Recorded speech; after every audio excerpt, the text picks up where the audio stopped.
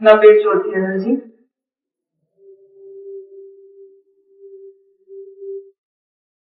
నేను 2025 లో Asian athletics championship లో గోల్డ్ మెడల్ సాధించడం జరిగింది.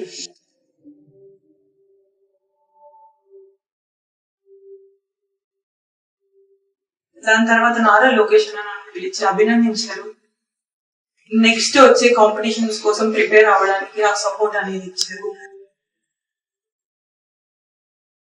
రీసెంట్ గా నాకు group 1 job and also land నాకు శాంక్షన్ అయింది.